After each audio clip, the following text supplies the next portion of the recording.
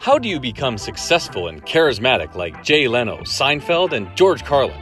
Booked by over 500 companies worldwide, Karen is one of the few people in the world to be inducted into the National Speakers Association's Hall of Fame. Today, Dan Lok interviews Karen on the secret to enhancing your humor skills to become a better leader with personal stories and cutting-edge tips, even if you don't have any stories, speaking experience, or confidence. When I started speaking when I was just 20-somewhat years old, right? With me, I know with my accent, with like my background, because you don't see a lot of speakers that are like especially like as Chinese, right? Yeah.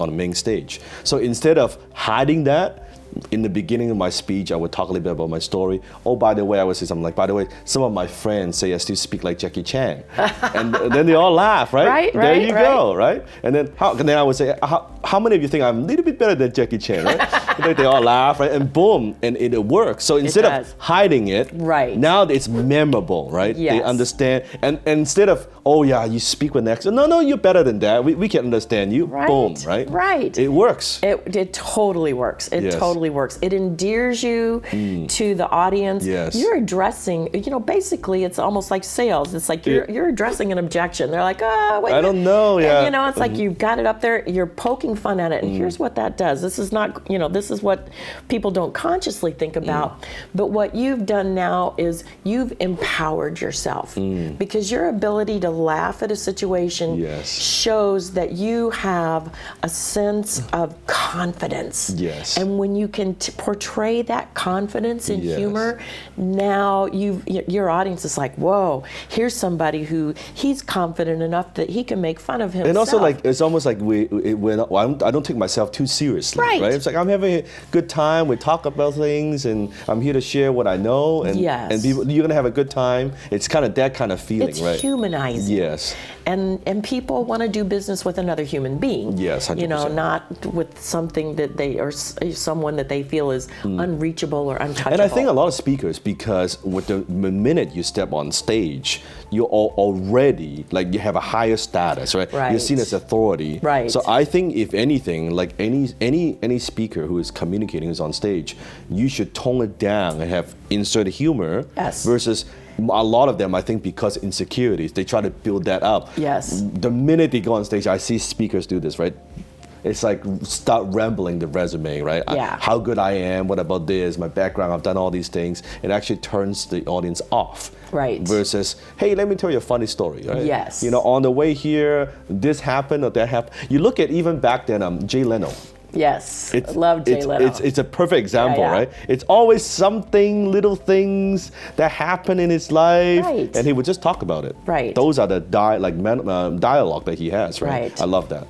And that's something that, again, a high performer, and this is my definition of high performance humor, is when somebody uses humor intentionally for a desired outcome and consistently.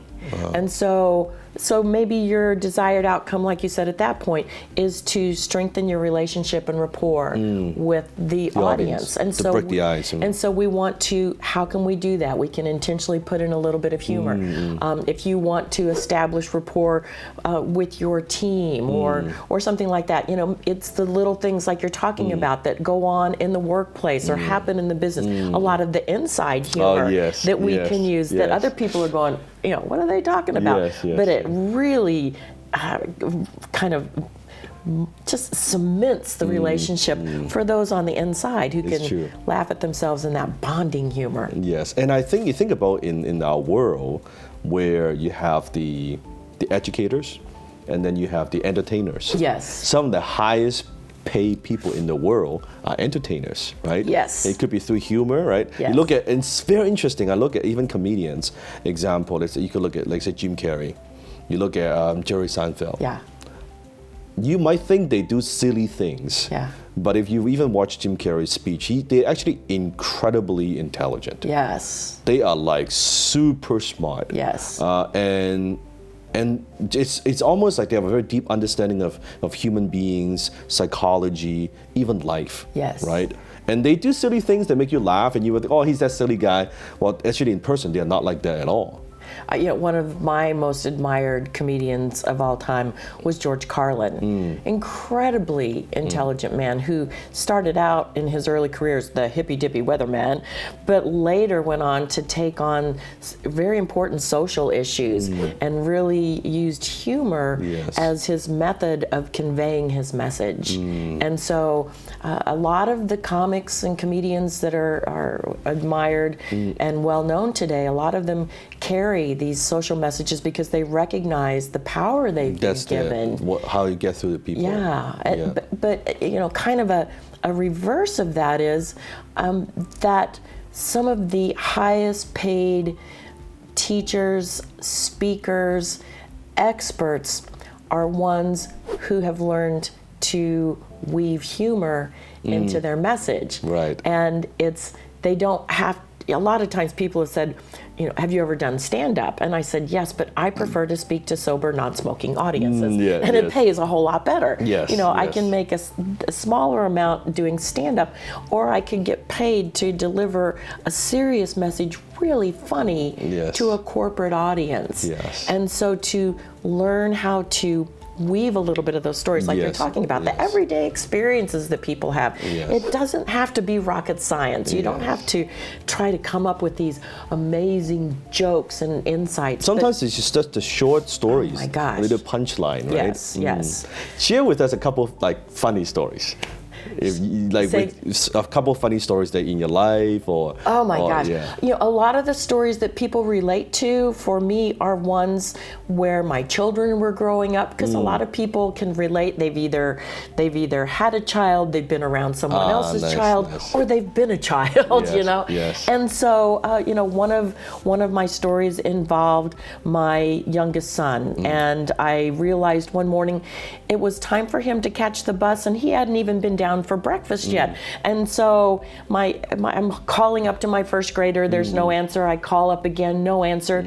And so I go up the stairs, and as I put my hand on the doorknob, I hear this strange noise coming from his room, and I slowly push the door open, and there's my first grader jumping up and down on his bed in his underwear, and he's swinging his school clothes over his head, and he's kicking and singing and dancing, and I lost it. I looked at him and I said, "What do you think you're doing?" And he stopped jumping up and down, and he looked at me and he said, "Mom, don't you think getting up in the morning ought to be more fun?"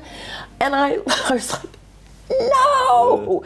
But when I portray, and then I share that with my audience, and I'd say, how would that be if we could get up in the morning and have more fun? Do that. Maybe not in the underwear. Maybe you don't have to be jumping up and down on your bed or swinging your underwear over your head. But maybe if we could what if going to work could be more fun? What if just getting up in the morning could be more fun? And that it is a choice that we have. Everything we do is a choice. Even not to choose is a choice. It's true. So choosing to have fun, choosing to have humor.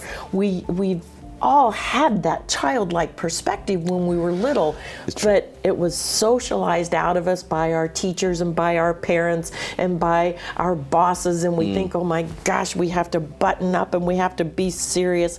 But we can still do serious work, and as you mentioned, take ourselves lightly. I think it's so true that you mentioned that, because I notice even, let's say, at conferences, right? Let's say you go to a conference and it could be a trade show, and people are like very serious the whole day, right? And the topics are very dry. You listen to the speaker and you take notes. But then after the conference, maybe in the evening, they go have dinner, have a drink, right? You go to the bar, and then you can hear the laughter, right? It's the same group of people in the pub, in the bar, right? In the restaurants, out there having fun. They're drinking a little bit. They're a bit more relaxed, right? That to me is how the conference should be.